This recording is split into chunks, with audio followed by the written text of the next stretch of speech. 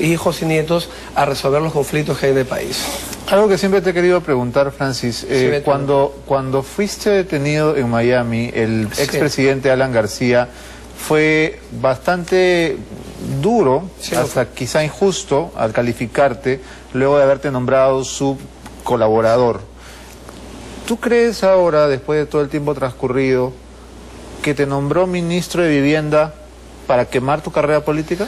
Yo prefiero no especular. Lo que sí te puedo decir claramente, Beto, es que después de toda esa campaña y todo lo que se dijo de mí, demostré en Estados Unidos, el país más poderoso del mundo, con la fiscalía, la policía más poderosa del mundo, y en el Perú, que ese era mi dinero y que lo había ganado limpiamente, que finalmente es lo que debe importarle a los peruanos. Entonces, y por eso te agradecí al inicio de la entrevista, porque tú me dejaste explicar las cosas, y fuiste el primero, y seré eternamente agradecido por ello. Entonces, creo que, número uno, los presidentes que representan al poder ejecutivo no deben opinar ni condenar, menos aún, ¿no es cierto?, temas que se están judicializando. Hay que investigar a fondo cada acto que pueda traer sospechas, por supuesto. Y cuando uno entra a la actividad política y pública, está ya no a esto, es evidente. Pero te has preguntado por qué te nombró a ti. Digamos, el Ministerio de Vivienda es una cartera sumamente importante que generalmente los presidentes dan a personas de gran confianza, de Toledo con Bruce, ¿no es cierto? O Alan García con Cornejo. ¿Por qué te escogió a ti? Bueno, yo lo que creí en ese momento al menos es que quería darle aires de trabajo. Yo era un alcalde con más de 80% de aceptación durante 7 años seguidos, que habíamos sido premiados incluso por organizaciones internacionales, Universidad de Florida, fundaciones alemanas por la gestión, en fin. Creí en ese momento que se me llamaba para acelerar la reconstrucción del sur, para resolver temas de friaje, en fin. Lamentablemente no, yo sí puedo decir, acá he traído justamente papeles de cómo, ya que se está hablando mucho de Forsur, nosotros, cuando yo estuve de ministro, yo en ese momento pedí que Forsur sea reestructurado, porque no servía para nada. O sea, habían pasado años que los ciudadanos de Pisco seguían viviendo entre bolsas y esteras y no se hacía nada, más que una reunión una vez al mes para discutir y verse las caras, los presidentes regionales, en fin, pero no se había avanzado prácticamente nada. Y había pues que decir que eso no servía para nada, que era la verdad, y lo hicimos. Nosotros, fíjense acá la fecha de peruano, viernes 21, logramos conseguir una norma, un decreto de urgencia, que busca acelerar el tema de los trámites de Forsur. Luego, durante mi gestión como ministro, logro ese acá, el 059, que declara ya la reestructuración de Forsur.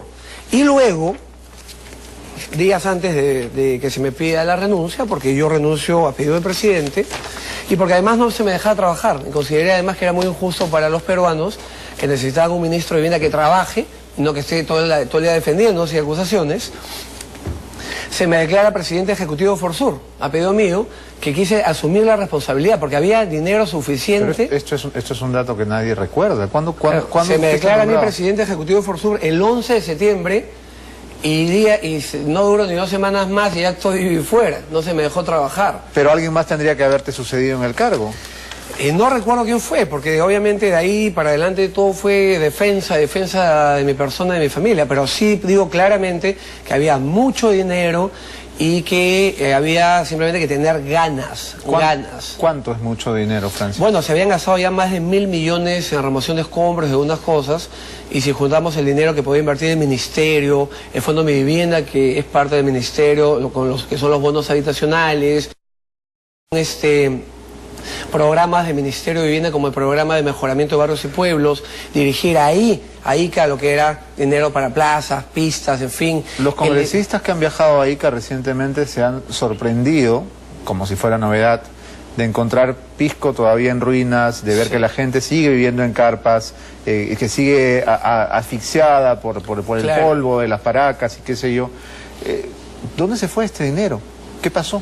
Bueno, yo creo que al igual que en mi caso, es importante que por la transparencia de Perú y por el futuro de Perú, que siempre se investiguen las cosas que traen dudas, ¿no es cierto? No hay nada peor que dejar las cosas en la oscuridad o en la duda o en la incertidumbre. Es importante para todos los peruanos y especialmente para las futuras generaciones de políticos que entiendan que somos nosotros sujetos a investigación, a sospecha, investigación, y no tenemos por qué molestarnos ni resentirnos, ni tampoco preocuparnos si no tenemos rabo de paja.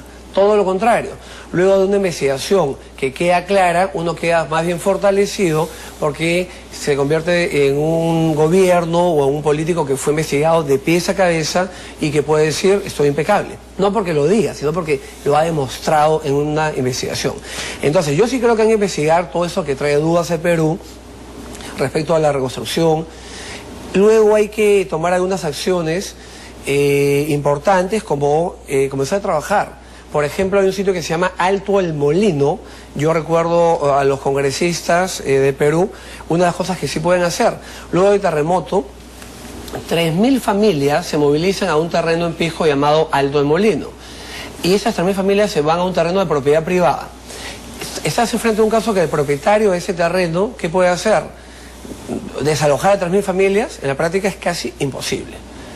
Entonces, nosotros buscamos una ley de expropiación y lo logramos. Siendo yo ministro de Vivienda, logré que el Congreso apruebe una ley de expropiación para poder darle a esa gente de Alto Molino, 3.000 familias, título de propiedad, agua, alcantarillado, pistas.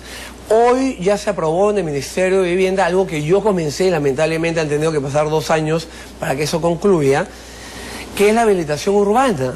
La habilitación urbana, o sea, esa gente de Alto Molino ya va a tener agua y desagüe en base a un trabajo que yo comencé cuando fui ministro en menos de 3 meses y medio. Entonces, en muy poco tiempo, como había dinero y habían muchas ganas de mi parte, algunas cosas se comenzaron que luego de años están concluyéndose, gracias a Dios. Pero la pura verdad es que si hay capacidad en el país y dinero para reconstruir Pisco en los próximos 2 años, con seguridad podría estar eso totalmente terminado, ¿no? Un televidente opina, y yo coincido con él, Francis, que tanto en tu caso como en el caso de Yehude Simón, la verdadera intención del presidente Alan García era eliminar a 2 potenciales candidatos a la presidencia. Se dice mucho, es cierto que es algo dándoles ministerios que los quemen. Bueno, también yo tengo que asumir mi responsabilidad. Mis ganas de trabajar por el país. Pensé que era una oportunidad.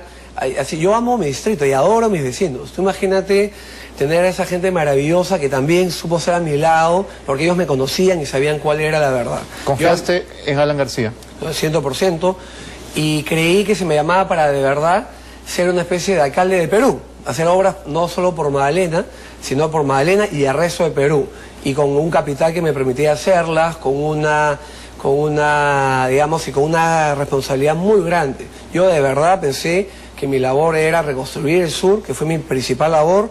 Los iqueños saben que iba todas las semanas. Cuando fui ministro no hubo una semana que no dejé de ir personalmente a ver los trabajos, a hablar con la gente, a ver qué necesitaban, en fin. Segundo, los bonos habitacionales, la casa, el año anterior a que yo sea ministro, te cuento, Beto, con los bonos se habían hecho 16.000 casas por el Perú.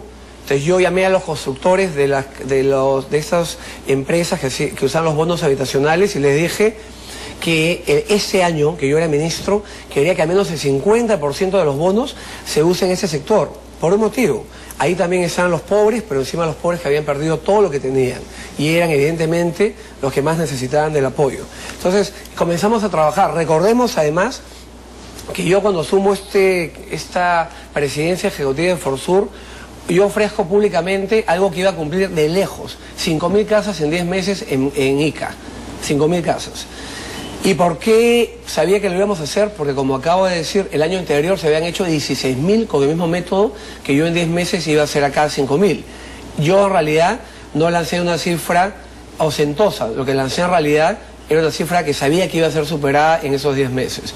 Lamentablemente no se me dejó trabajar, lamentablemente los intereses particulares, ¿no es cierto?, y políticos pueden más que los intereses del país y de los peruanos.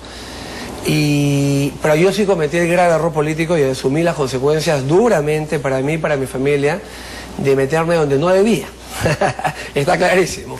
de meterme donde no debía, porque debía hacerme la misma pregunta que tú me has hecho. ¿Por qué darme a mí un ministerio? ¿Por qué me está llamando? Así es. ¿No? Entonces yo asumo mi responsabilidad. Pregunta que también tendría que haberse hecho Meche Arauz, dicho sea de paso. Sí, por mi entusiasmo político, mis ganas de hacer las cosas, pero uno aprende la vida.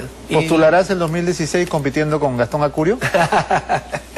Bueno, yo soy un hombre de trabajo, lo único que quiero ahora es darle las gracias a mis vecinos con mi trabajo permanente y con mis muestras de afecto hacia ellos. Eso no me responde la pregunta. Yo solamente pienso en ser un buen alcalde de Magdalena. Y es la verdad. Suena respuesta política, esa típica de... ¿Cuándo se acaba la gestión? En 3 años y unos meses. Perfecto, para empezar una campaña, ¿no? Gracias, Francis, por haber venido esta mañana. Gracias, muchas gracias. Nos vamos a una pausa y cuando regresemos, el congresista que está en el ojo de la tormenta, Amado Romero, acusado de recibir 5 kilos de oro de los mineros ilegales, viene aquí a ejercer su derecho de defensa. Con él regresamos. Esto es Buenos Días, Perú.